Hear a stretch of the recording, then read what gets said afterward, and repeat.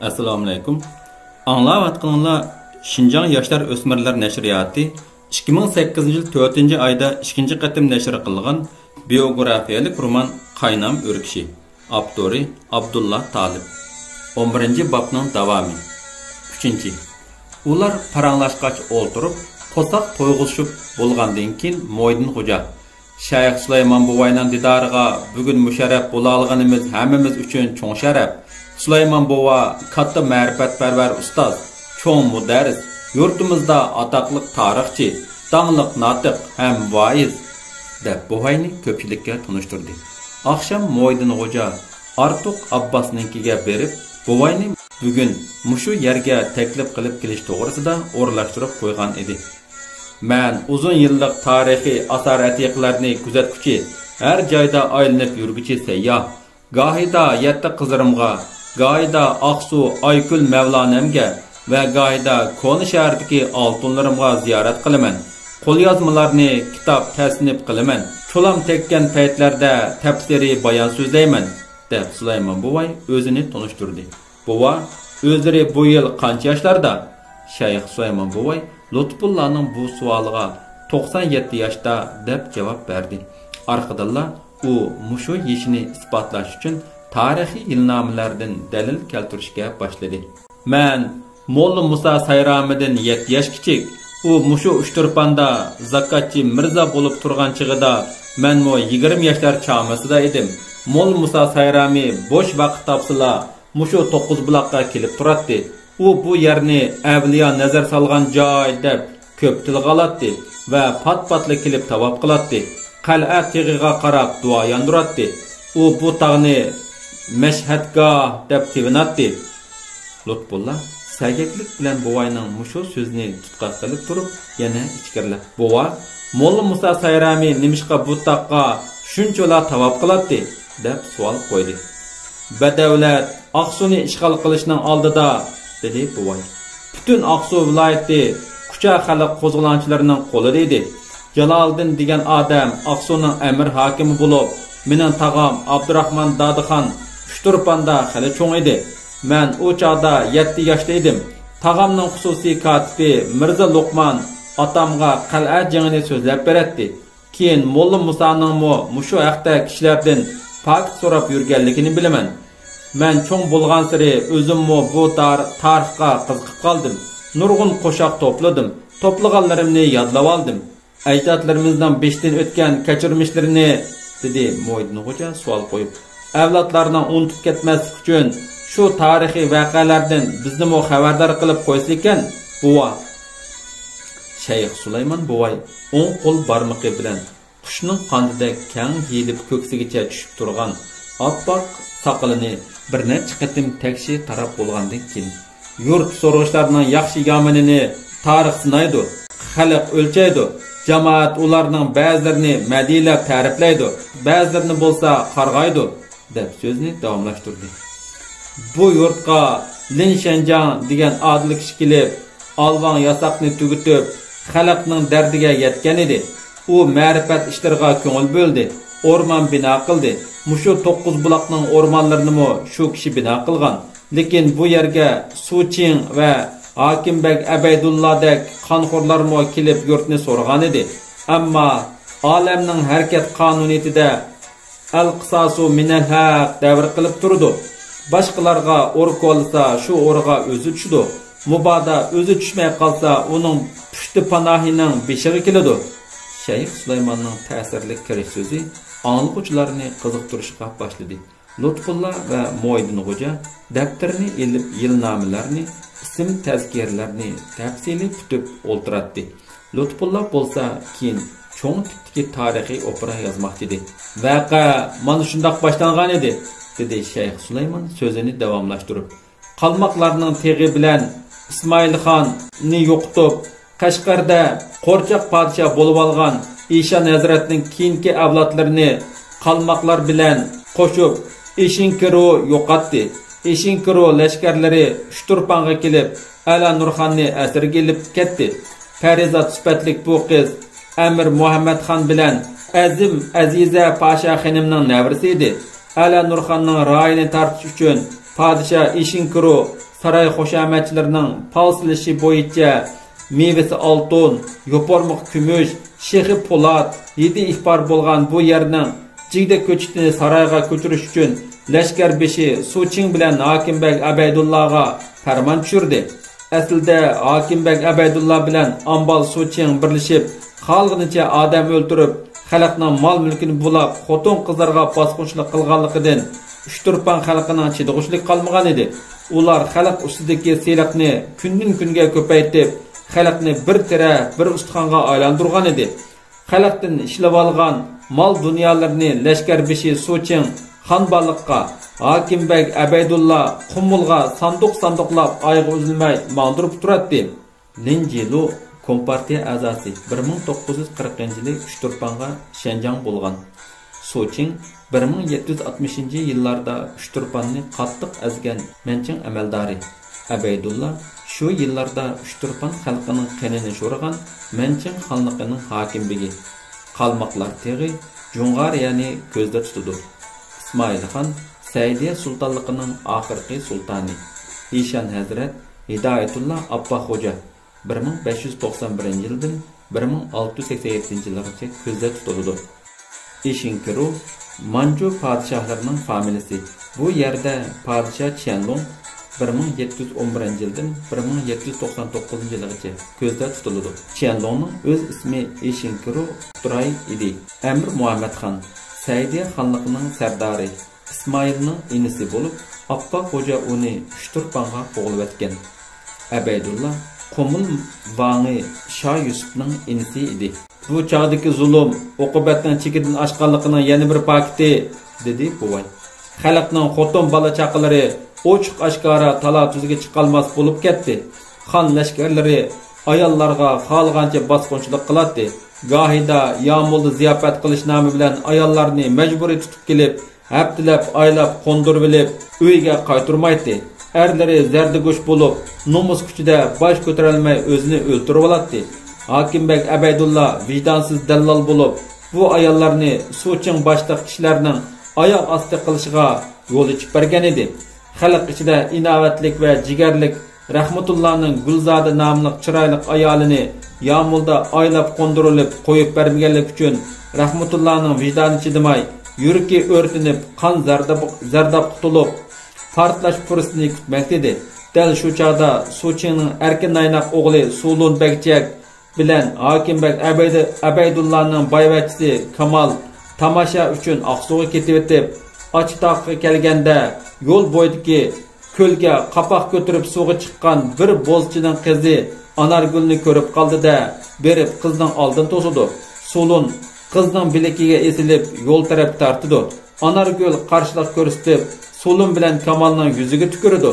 Sulun qizning bilikini tutib olganicha qo'yib o'tmay, uni majburiy elib mangmoqchi bo'ldi. Qahramon qiz kuchining baricha qarshilik ko'rsatdi. Uzun o'tmay juma namozidan qaytgan jamoat va bir turkum yoshlar ulgurib kelib, Anargulni qutuldirish bilan birga Sulun bilan Kamalni tutib olib dumbalaydi.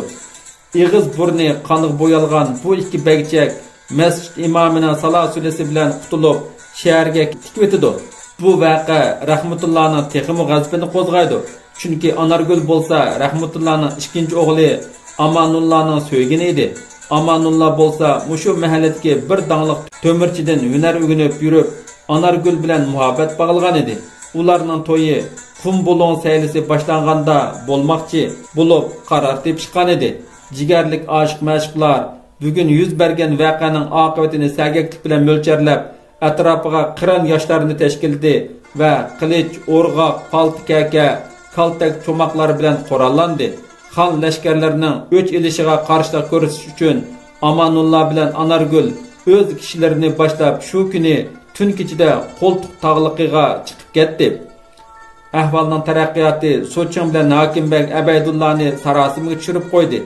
Atsi xonbonliqdan uzun yo'lliq pochta orqali avatilgan jigda ko'chirish to'g'risidagi jiddiy farmon yetib keldida, xonning bu yorliqini ijro qilish uchun Suching bilan Abaydullah suiqasd o'ylab chiqib, Rahmatullah bilan Amanullah ota-bola ikkalanni bu ishga mas'ul qilib buyruq tushirdi.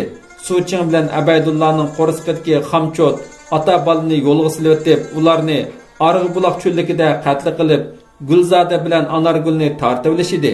Zirak Amanullah bilan Anargul bu zaharli qapqonga tushib ketmaslik uchun Aqto'qaydan Rahmatullahga qo'zg'olon ko'tarish to'g'risida murojaat qilib, tuvandagi xatni yozdi. Qara toshlar zar yig'laydi boshqa tushgan dardlarga, sarkarda bulung amdi jondin to'ygan haqlarga. Jigdilikdan jang boshlab shahid bo'lsak armon yo'q. Bundan ortiq chidarga amdi bizda darmon yo'q. Aqto'qayning siyida saldek aqsun qinimiz, erkinlik deb jon bersak suyunmamdu jinimiz. Süleyman Bova so'zlab mushu yerga kelganda hayajonlanib birpas to'xtab oldi. Vaqt tush bo'lgan edi. Seyit Abbas sevatdagi o'rikni 9 buloqning muzdek suvida yana bir qatim chayqab keldi. Artuq Abbas hijrlarda buloq suyini suzib keltirdi. O'qituvchi Ibrohim Mo'min yangidan akelgan go'sht, yog'liq nonlarni dasturxon ustiga yaydi. Ular aram ilishqach qursoq to'yg'izishdi. Shunda qilib dedi Süleyman Bova tushlik qizadan keyin so'zini davomlashtirib, o't tutishidan soat yaqinlashmoq dedi. 1765-yil 2-oyning 14-kuni oqshimi jigida ko'chatlarini necha yuz yog'och to'nlarga qachlab, atsi tong saharda qo'zg'alish uchun to'plangan hasharchilar va ularni uzish uchun kelgan necha minglagan qiri yosh er-xotin dehqonlar ko'z yeshi qilishib turgan edi. Ular yig'ilgan cho'ng maydon o'tirsiga qomatlik qaysar bir kishi zabardast dastlab kelib, o't chaqnab turgan, o'tkir ko'zi bilan hasratli qon yosh to'kayotgan qarindoshlarning parishon yuzlariga takshi nazar tashladi. Bu kishi egiz bo'y, qomatlik, bug'doy o'nglik, qanşarliq, kak soqol, beshiga qora sarposh, kuchsiga jigar rang chekmandan pashmat kiygan. Belini qizg'uch mata balbog' bilan ching bog'lab, balbog'ning uchini qisqa qilib sangiltib qo'ygan qahramon sarkarda Rahmatulloh edi. U xalq oldiga kelganda hammaylar uningga hayajon ichida qarab turardi. Qarindoshlar, bugungi kunda bizning beshimizga tushayotgan zulm kulfatga soydagi qora toshlarimo nola qilishmoqda. Beshimizga kelayotgan bu ig'ir zulmga qo'l qo'shtirib, labbay deb turaverimizmi? Yo'q. Endi taqtimiz taq bo'ldi. Sabr taqa chekib yetdi. Bugundan boshlab men sizlarga sarkarda biz otlanayli. Jigida qachlangan maltaqlarni urib chiqinglar. Qo'linglarga o'rg'oq, palta, to'qmoq, cho'moq ilinglar. Qani, ay yuraklari zardab bo'lgan qarindoshlarim, qal'aga qarab otlanayli. Olg'a, dedi Rahmatulloh xitob qilib. Rahmatulloh ikki qo'lni egiz ko'tarib, jon jahli bilan varqirab xitob qiladi. Qahri g'azabi bilan teshib turgan dehqon yigitlar shu an ovoz qo'shib harakatga o'tdi. Jigida qachlangan hamma maltaq to'nlar tamoman chiqib tashlandi. Qo'liga tayoq to'qmoq olgan qo'zg'olonchilar shu kechida bir tumanga yetdi. Dunyoda jigida yig'liqi deb yegona nom olgan shonli qo'zg'olon nisbiy shab bilan ana shunday dag'dug'liq boshlanib ketdi. Turpan xalqining bu ulug' qo'zg'olonning orqa ko'rinishi to'g'risida peshqadam shoir mundaq deb nazm yozgan edi. Ilohim bandilarni munga saldi, ko'chirdi jigdilarni tunga saldi. Tegib boshqa hamisha tayoq to'qmoq, yerib tanni to'mir darra bilan cho'qmoq. Zulm ochdi hashar alvang kilib tiz, oyoq osti qilindi ko'p xotin qiz. Tugab taqat uningga sabr imkon, deduq bo'lsin pida bu jon to'kib qon. Rahmatulloh sarkarda deb so'zni davom qildi buvay. Dehqonlarni tashkillab, uch liniya bo'yicha qal'aga qarab hujumga otlandi. O'zi boshchilik qilgan necha ming dehqon tumshuq tig'idan toki Qumbulung atrofiga qadar jangovar saf tuzdi. Cho'ng o'g'li Asmatulloh qal'a tig'ining g'arbiy shimolida, O'tbeshi yesining shimolida istehkom qurdi. Qal'aning sharqiy va To'qqizbuloq atrofiga Amanulloh bilan Anargul boshchiligidagi qo'zg'olonchilar qorshab hujum qildi. Butun Uchturpan yezilari qo'zg'olonchilarning qo'liga o'tdi. Faqat Ambal mahkamasi qal'a ichida muasirda o'tiradi. Xon lashkarlari jinning baricha johillik bilan qarshilik ko'rsatmoqda edi. Tong suzishning oldida, dedi buvay qo'li bilan uduldagi qal'a tig'ini ishora qilib. Tog' ustiga to'satdan chiroq yo'riqi paydo bo'lib qolganligini, Amanulla bayqab oldi. Bir damda arg'amchiga serildirib, ikki ayol pastga tashlandi. Ayollar shap chiqarmay, sepilning temini bo'ylab minib, o'rmon orasiga kirib ketdi. Amanulla bilan Anargul va ular yetakchilik qilayotgan zarbador kuchlar 9 buloq darvozasi sirtida ayollarning sirtqa chiqishini kutib turardi. Tang etib qilishdan ansirgan yiliqi ikki ayol o'rmonlikdan yenik qadam tashlab 9 buloq darvozasi oldiga chiqdi-da, o'diqib atrofga qarshi birdam gangirab turishdi. Ondan ular shimol taraf qarab mandi. Ularning g'arizi tugmanlikka tushib, g'ipida tikib o'tmoqchi edi. Ahvolni ziraklik bilan bayqab turgan Anargul bilan Amanulla otib berib ayollarning oldin to'sdi. "To'xta!" dedi Anargul unlik vaqirab. Ayollar izda to'xtadi va huquq ko'zlarini ko'rsatmaslik uchun boshlariga yugib olgan oq chumbalni tushirib, har ikkisila yuz ko'zni purkib oldi. "Yuzingni och!" vaqirdi Anargul yana. Bulardan yashiraqi lag'ildab tirab, xuddi bazgakdak lag'ildaydi. Ularning ikkisila yuzini ochqili unimidi. Anargul qo'lidagi nayzi bilan ayollar artib olgan chumbalni cho'ribatdi. Natijada ularning ayolchi girim qilib chiqqan ekanligi ma'lum bo'lib qoldi. Dehqon qo'zg'olonchilar ularni arg'amchi bilan chetib, bog'lab oldiga silib mandi va tangi suzilgan ro'zgarda ularni haydab Rahmatullohning Qumbulon yenidagi Chidir bargohiga apardi. Ertasi kun chiqqanda jodugarlarning apti bashirsi xalq olam oldida to'liq ochildi. Rahmatullohning Chidir bargohi oldidagi tuzlan yerga ikki sahniga soldida jodugarlar so'roqqa tortildi. Tumanlagan ayol dehqon qo'zg'olonchilar o'ng qo'liga qurol, so'l qo'liga jigida shig'idan sap qilib yasalgan qizil shalpar bayrog'ini ko'tarishib so'roq maydoniga to'planmoqda edi. Tumshuq tig'idan toki Oqto'qay tig'igacha qizil bayroqlar qadalgan bo'lib, bu bayroqlar atiyozning mayin shamilda g'olibona lapildab turardi. Rahmatullohning Chidir bargohi oldida nag'ra va baraban chilinib, jangovar qo'zg'olonchilarga ilhom va kuch-quvvat bag'ishlaydi. Minglagan o'smir bolalar sahnada turg'izib qo'yilgan jodugar ayollarni masxar qilib, orqa-orqadan cho'qon silishadi. Balalar ularni allaqachon to'nini chiqqan edi. Ularning biri Qanxo'r Hokimbek Abaydulla, yana biri Ambal Suching Darinning o'g'li Kazzab Sulun Bagchak edi. Oqshom Ambal mahkamasi muasirga ilingandan keyin kirvirishga choshqan to'shki topolmay parishon bo'lgan Suching kichicha Hokimbek Abaydullaning soqol burtini pokiz qirdirib, qishiga ko'k o'sma qo'yg'izib, xotinining kiyim-kechaklarini kiyindirib, gerim qildirdi. O'g'li Sulung'imi Uyg'ur ayollarining gullik shatvar ko'nglak ishtonlaridan toptirib, kelib kiyindirdi va o'sma bilan uning'imi qosh kirpiklarini chanmas qilib, pardoz qildirdi. Orqadan Suching 3 parcha jiddiy qutuldirish talabini qo'yib, Kura Janjuniga ham Qashqar, Oqsudagi xon lashkarlarga iltimosnoma yozib, Abaydulla bilan Sulun kiyingan shatvar tambalning yonpash tarafiga tikib chaplash joylashtirib, ondan ularni tang suzish oldida qal'a tig'idan arg'amchi bilan serildirib tushirganda jodugar tulkilar quyruqidan ilinib qoldi. Xalq soti boshlanganda dedi buvay.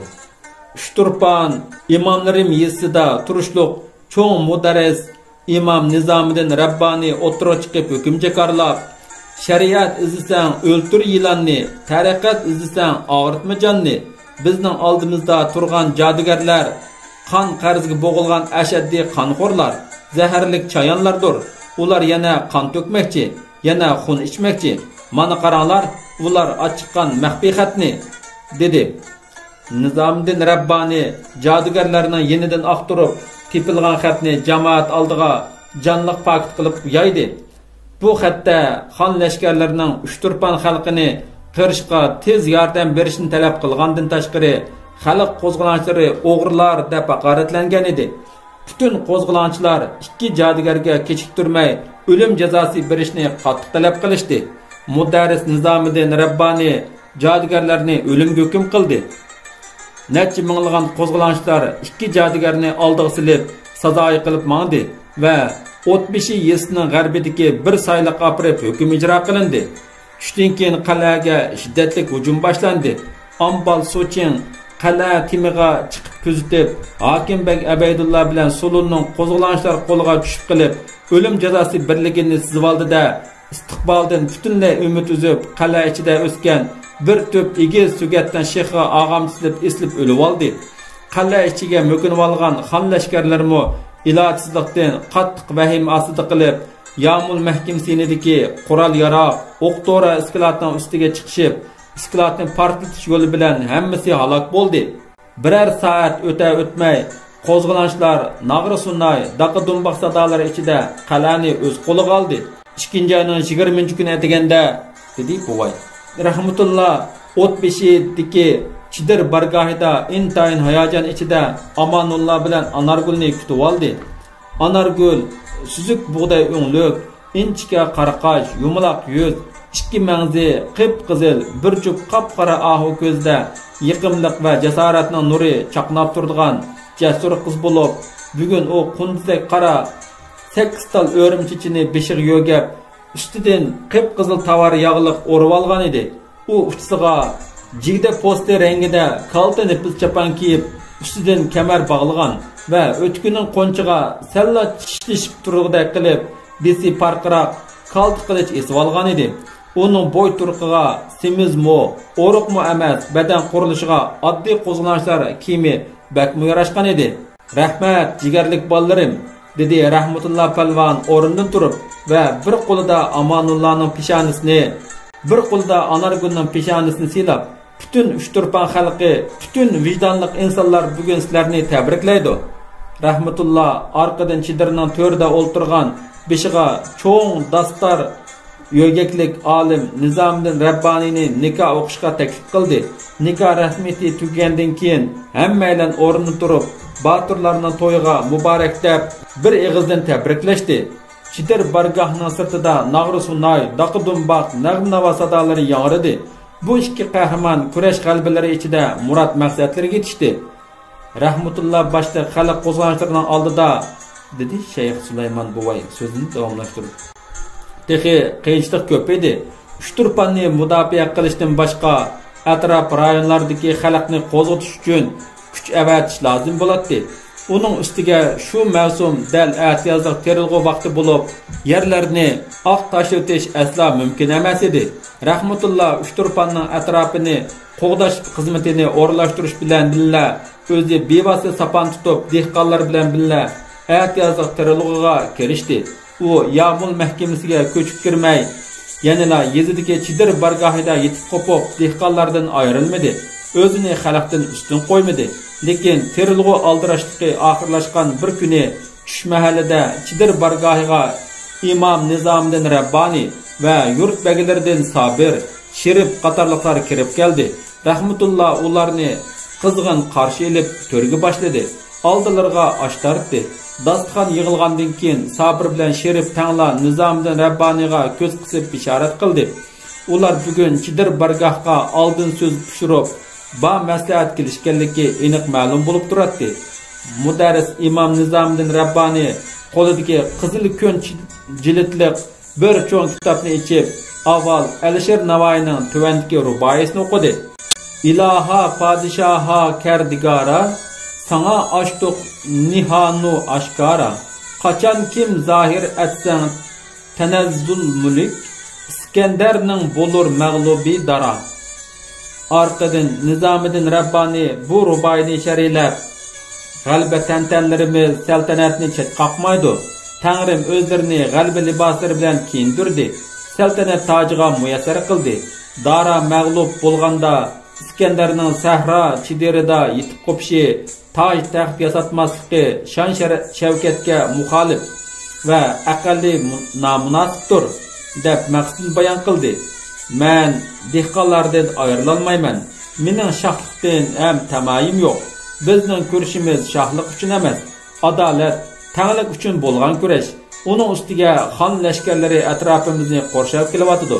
Biz mansab qo'ydi bo'lmay, bir yoqidan bosh chiqarib, dehqonlar bilan yemak ichmakda birga bo'lib, oldimizdagi qiyinchilikqa taqobil turishimiz lozim, dedi Rahmatulloh palvon darhol Nizomiddin Rabboniyga javoban. Rahmatulloh palvon o'zining so'ziga Sabir bilan Sherif qoyil bo'lmas pozitsiyada bo'layotganligini sizib qoldi bo'lg'ay. Mana qaranglar, qo'limizda paket bor. Nashtun hozir Qashqa tarafdan nurg'un lashkar tartib kelyotdi. Ben Taxay bo'lsa Aqsu tarafdan xon lashkarlarini boshlab yo'lga chiqdi. Ular pat yaqinda besib keladi.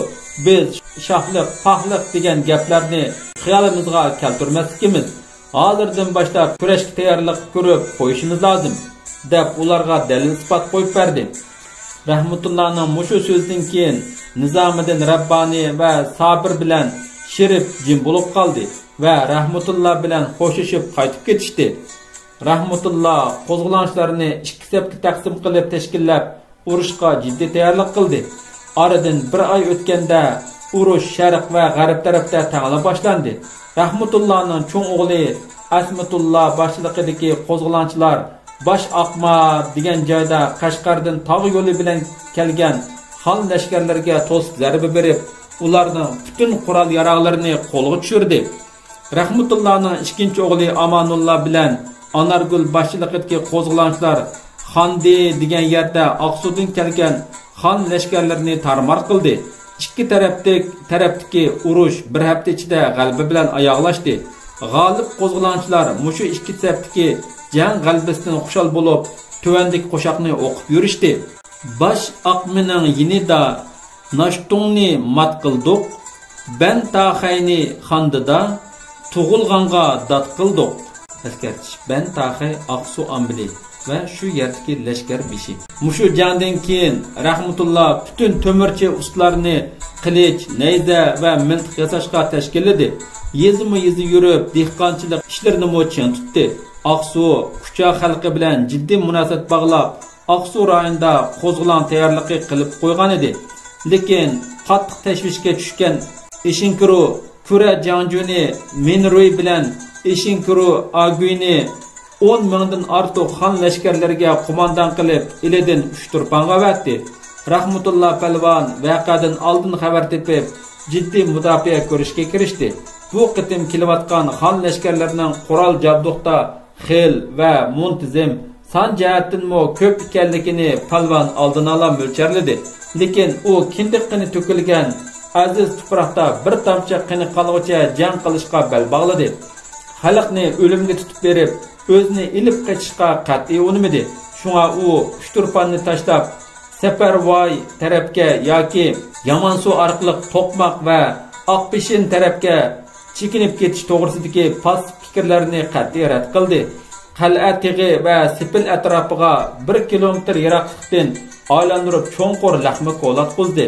Sipil ostidan tonil qoldirib, laxmalar 4 tarafdan Sipil ichi bilan tutashtirildi. Qal'a ichiga bir tuman kishi 6 oy yegudak ochliq to'plandi. Yozliq yig'im oyoqlashishi bilan tang xon lashkarlari 3 tarafdan besib keldi. Shayx Sulaymon buvay so'zlab mushu yerga kelganda osmonga bir qardida kunning g'arbga qaysib peshin mahalla bo'lib qolganligini his qildi. Buvay ikki qo'lini ko'tarib duo boshladi va duo yondirib bo'lib o'rnidan turgan peti qal'a teg'i beyinidagi bir tuzga salma yaqilib chakman chapanini silib peshin namozi o'tashga kirishdi. Lutfulloh Mutallib kichik daftariga yozayotgan tarixiy xotiralarini beshidan bir qur ko'rib chiqqandan keyin buvayning hikoyasi texi oyoqlashmadi. Qum bulon saylisi bugun bizga ozodlik yaratib berdi. Bugünkidek darsga oliy universitetlardami erishish mumkin emas. Biz bu hikoyani oxirigacha olsak deb orzulayman, dedi do'stlarga. Hammalar shoirning taklifiga qizg'inib qo'shildi. Peshin namozini o'tab bo'lgandan keyin Shayx Sulaymon buvay Lutfullohning taklifiga binoan hikoyasini yana davomlashtirdi. Kura Janjuni Minruy va Eshinkeru Aguy Aqsu Langar ko'chasida lager qurib, Uchturpanga oldi bilan 3000 lashkar avatdi. Bu lashkarlar kelib Aqto'qay sayliqi, Bosh Aqmining usti va Latajoy degan yerlarga bo'linib o'rinlashdi. Bir haftadan keyin Aqto'qay sayliqidan besib kirgan xon lashkarlari jigdilikcha qopsab keldi. Har bir jigda uchun qonliq ilish davom qiladi. Qahramon Anargul tanlab olgan 6 qiz sabdishimo bir-biridan qilishmay qahramonlik ko'rsatgan edi. Jigdilarning oralari xon lashkarlarining o'ligi bilan to'lib ketdi. Ular oxiri mag'lub bo'lib chekindi. Xon lashkarlari ichida Anargul to'g'risida o'q o'tmas avliyo qiz va sehrgar ayol farishta degan so'z cho'chaklar paydo bo'lib, yuraklari jig'ildaydigan darajaga yetdi. Bu so'z cho'chaklar sharqiy tisabdagi Lata joyga o'rnashgan xon lashkarlari ichiga tarqalib ketgan edi. Anargul boshliq 7 qiz burilib Xondi tarafga berib, otliq qilishlarini o'ynatib jangga kirganda xon lashkarlarining sepi buzilib, har tarafga pitirab ketishdi. Ba'zilari daryo bo'yi qochib berib, o'zlarini suvga otdi. Bosh aqmida jang qilayotgan Asmatullah tun qorong'usidan foydalanib, 10 necha otqa ichitqu suyi ichirib, keyniga eski daschilik so'rtib, xon lashkarlari ichiga qo'yib berdi. Mast holatdagi otlar qamchilangandan keyin soy tashlari ichida daschiliklardan qattiq tarang-turang ovoz chiqarib, lashkarlar turgan lagerga yaqinlashganda xon lashkarlari qoral yaroqlariga muqarmay daryo tarafga pitirab qochdi. Qo'zg'olonchilar ularni qo'g'lab berib yig'ishtirdi. Lekin qattiq g'azab kelgan Kura Janjuni oxir butun kuchi bilan jangga o'zini atlandi. Uchturpan atrofiga xon lashkarlari xuddi qora chumuldak mig'ildab kelishmoqda edi. Zambirakchi lashkar boshlig'i Eshinkuru Aguy zambirakini ishq qilib, qo'zg'olonchilar sepini buzib tashladi. G'azabga kelgan Anargul Achatog' yanida o'zining kindiq qani to'kilgan ashu tuproqda 6 qiz sabdishi bilan qahramonlarcha qurbon bo'ldi.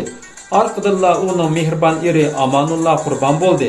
Anargulning onasi Xayrigul qahramon qizning jinozasi oldida aytgan mungluq qo'shoqlar toki keyingi chog'largacha anglovchilarning yurak bag'rini par qilib ixtiyorsiz yig'latdi. Shunday qilib Rahmatullohning plani bo'yicha qo'zg'olonchilar qal'aga chekindi. Xon lashkarlarining Janjuni o't peshining janubida istehkom qurdi. Partizanlar 6 oy muasirda qoldi. Ozuq-tulik uzilib qilayotgan ig'ir minutlarda kurashdan voz kechgan sabr bilan sherib, maxfiy til biriktirib, Rahmatullohga taslim bo'lib, jonni qutuldirish to'g'risida taklif berdi. Sizlar aslida Turpan bilan Qumuldin sobiq ambal Suching lashkarlariga qo'shilib bu yerga kelgandinglar. Keyin Suching bilan Hokimbek Abaydullah sizlarni chetga qoqqan. Qo'rsoq ko'pikinglar bo'lgani uchun menga ergashdinglar. Endi bo'lsa taslim bo'lib yana xon lashkarlarining tapini olaymiz deyishotamsizlar. Chotni ham so'qishmanglar. Sizlarning ham xiyolinglar oxir beshinglarga chiqidi. Beqaror xoinlar ikkala olamda qora yuz bo'ladi, dedi Rahmatulloh Palvon ularga qattiq takib berib. Rahmatulloh Palvon so'zini tugitibla qal'a tig'i ustiga chiqib ketdi. U qo'zg'olonchilarga madad berdi. Ularni oxirgi qitim fidokorlik ko'rsatishga rag'batlantirdi. U bugun oqshom muasirni buzib tashlashni yana bir qitim sinab ko'rmak bo'lib, jang ustida qahramonlik bilan qurbon bo'ldi.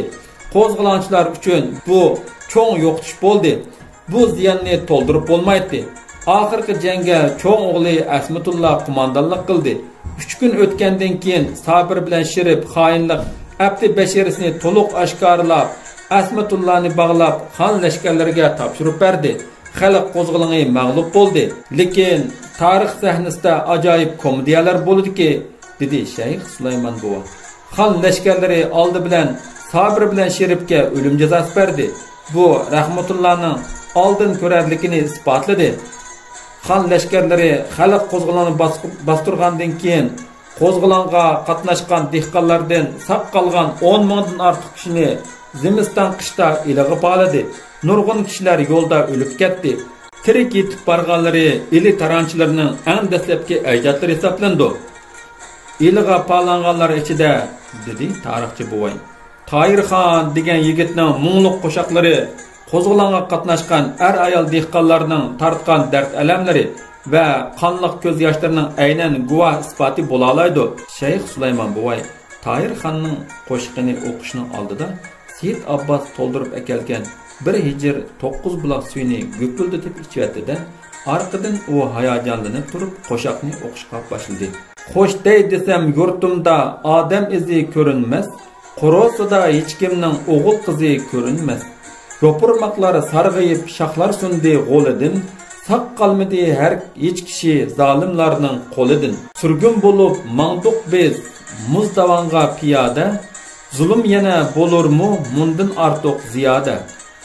Alma tutgan aqsuluq rahmat sizga qarindosh. Ko'zinglardan oqmasin bizninkidek yirin yosh. Muzdavanning yo'lida to'nglab tugashdi putlar. Ilib qaldi ko'p janni hanga ittirib jutlar. Tig' o'tmagan ustixon hang tigida ming pora. Bo'ldi shuncha holimiz ko'rmay uni nachara. Qachon yetar arzimiz, qachon chiqar dardimiz, vijdon nomus oldida qachon tugar qarzimiz. Askartish. Uchturpanning qadimki nomi Uch deb atiladi. Bu qadimki qonliq besiq turishdan keyin bu qadimki joy odamsiz qoldi. Shunga bu yerga turpan, pichan, qumuldan aholi ko'chirib o'rlashtirdi. Hozirmi bu yerda turpan, pichan mahallarining nomi ko'p. Şunlaşqa keyinki nomi Uchturpan bo'lib qoldi. Buvay hayajon ichida qo'shoqni o'qib oxirlashtirganda, uning ikki ko'zidan oqqan yosh munchoqlari oq sadafdek yaltirab turadigan saqalining ustiga sirg'ib tushgan edi. Lutfulla boshliq anglovchilarmi buvayning tarixiy hikoyasi ta'siridan allaqanday xiyollar dengizi ichiga cho'kib ketishdi. Lekin bu tarixiy hikoyalar minglagan shundaq hikoyalarning faqat bir qismi edi. Lutfulla bu buvayning shuncha yoshga kirganga qaramay, aql xotirasining yaxshiligi, badanining timanligi, ikki ma'zning xuddi olmidek qip-qizil turganligiga qarab hayron bo'ladi va oxirida o'zlariga rahmat buva. Bugun biz bir unutilg'isiz dars anglab, qalbimiz hayajonga to'ldi. Tarix hayotning ayniki, haqqoniy so'chi ekanligini obdan tushundik. Demak, tarix avlodlarining ustozi deb buvayga tashakkur bildirdi. Lutfullaning so'zidan keyinla kompozitor Mo'ydin Xo'ja oxirida buvayga buva, mushu 9 buloqqa sayli qiluvchilar ichida Seyit Nochimi bo'lib ekan. Mushu haqda bir ikki kalima so'zlab bersa ekan deb bir yangi temada savol qo'ydi. Bu 30 yildan burungi ishlar dedi buvay javob berib. Seyit Nochimi shu chaqda bu yerga kelgan. U 9 buloqqa har kuni digida kelib turadi. Men uni ko'p qitim mushu yerda ko'rgan. Nurg'un kishilar uningga agishib oladi. Kishilar uning Rustamdek alfozdan tap tortishadi. Onundan andish qilib uxlay olmagan Uchturpan ambili Madarin uni osonla aldab Qashqarga yo'lga silibdi. Uzunga qolmay uni Qashqarda etib tashlabdi deb angladik. Xalq ichida bo'lsa Seyit Nochi Uchturpandan o'zining o'lim xatini o'zi Qashqarga opiribdi degan so'z cho'chak tarqalib ketdi. Yana o'lim maydonida u bek mardlik ko'rsatibdi degan xabarlarni furkatdi. Rahmatulloh Palvondek Baturluq nomiga munosib bu Nochi nimishqimi o'zining o'lim xatini o'zi ko'tarib yurgandir degan xiyol hozirmi menga aram bermaydi. Buvay Seyit Nochi to'g'risida so'z boshlagan hamon Lutfulla bir oq qog'ozga Seyit Nochining obrazini chizishga boshlagan edi. Rasmni chizib bo'lib ostiga ajoyib tiz ilhom bilan qisqa nazm yozib buvayga o'qib berdi. Buvay darhol shoirga tashakkur bildirdi. Lutfulla mundaq yozgan edi. Spartakdek qirin qomat, Spartak bo'lmagan gangung, bilim bilan qurollanmay behuda o'ynagan gangung. Raqibi salsa qiltaqni uni ham to'ymagan gangung, lekin mardona maydonda polatdek sunmagan gangung. Tarixchi Shayx Sulaymon buvayning bugungi xosiyatlik uchrashda so'zlagan bir necha soatlik uzun tarixiy hikoyasi oyoqlashgandan keyin yana u o'rnidan dast turib qal'a tarafga yuzlandida ikki qo'lini egiz ko'tarib oxirgi qitim duo qilishga boshladi. Ular qaytgan chog'da ko'lning atrofidagi buyuk baraqsan tallarning shexiga uchib kelib qo'ngan qushqashlar va qal'a tig'ining cho'qqisida qator tizilib turishgan son sanoqsiz qarlig'ashlar 9 buloq sharqiratmasining shavqin ovoziga hamjo'r bo'lib to'xtamay sayrshadi. Texi kun patmagan suzuk havoda to'mir cho'qining ustidagi oppoq qarlar yiroqdan aniq ko'rinadi. U qarlar xuddi buvayning oppoq saqili uning jamoliga husn qo'shgandek, go'zal Tangritog'ning saltanatlik husniga husn qo'shib turadi. U yana yilroq buvay so'zlab tugatgan hikoyalardek 100 minglagan uzun tarixiy hikoyalarning guvohchisi edi. 11-bob tugadi.